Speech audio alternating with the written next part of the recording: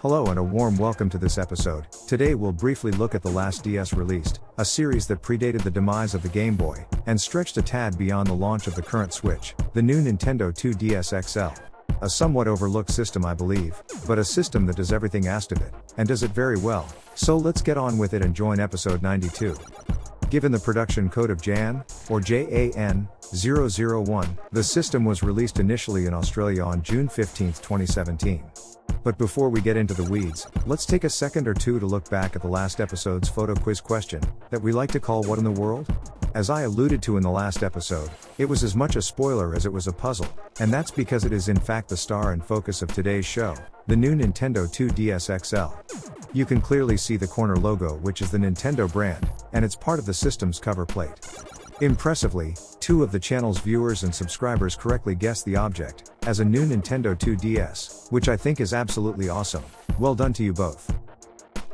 While the iconic Nintendo Switch launched way back in March of 2017, which was actually prior to the release of the new 2DS, it is itself quickly becoming, shall we say, a bit too long in the tooth, is still in my opinion the best go-to handheld of choice, thanks in a large part to the amazing library of games, such as Xenoblade Chronicles the Definitive Edition, the classic Legend of Zelda the Breath of the Wild, Super Mario Odyssey, then there's Splatoon 3, Animal Crossing's New Horizons, the role-playing game called Death's Door, which if you've not tried it, is totally awesome, and so many others, but the old 3DS system still has some life left in it. Remember Kirby's Blowout Blast, and Pikmin, Metroid Samus Returns, Fire Emblem Warriors, then there's Layton's Mystery Journey, Dragon Quest XI, naming just a few of the amazing gems still well worth a play.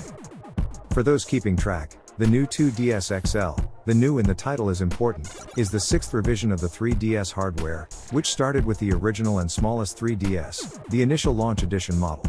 That was followed by the 3DS XL, which sported a 90% larger screen along with improved battery life.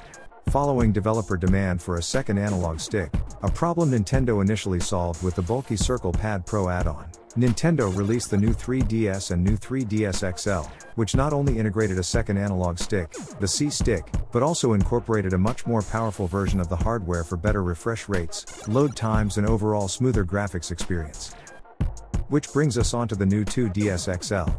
As the name implies, the new 2DS XL ditches the upper 3D screen but features the second analog stick, that so-called C-Stick, and more importantly the updated hardware of the new 3DS XL, making it compatible with all games in the 3DS library. It also brings back the much-loved clamshell form factor, something the original 2DS omitted. Now it comes in a streamlined, lighter design. It's basic, but robust, with curved corners, a redesigned hinge that allows the screen to lie completely flat, albeit with the same amount of Nintendo wobble as you always experience on these systems, and, on the standard launch editions, a snazzy pinstripe pattern on the lid. The overall aesthetic is certainly more childlike than its predecessor, the new Nintendo 3DS, but I personally like the chunky colored rim and color-matched buttons. Unfortunately, unlike the new 3DS standard version, there's no way to change the look on this new 2DS with customizable face plates, so choose your color or limited edition wisely, as once you've got it, you're stuck with it. The button layout of the new 2DS XL remains largely unchanged from the previous layout of the new 3DS model, with only the home button moving from directly below the screen to the left of it on the new 2DS.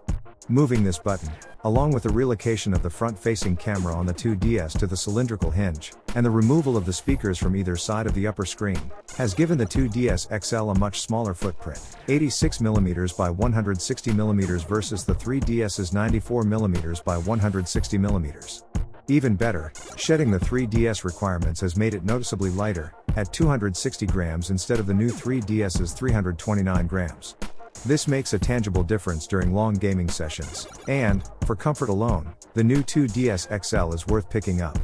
The power socket remains unchanged, making it compatible with existing chargers. Nintendo even includes one in the box this time around. There are, however, some odd changes. The shoulder buttons have been given more travel, at least that's what it feels like, but have lost their clicky feel. The speakers have been moved to an awkward position at the bottom of the unit's lower screen, muffling the sound somewhat.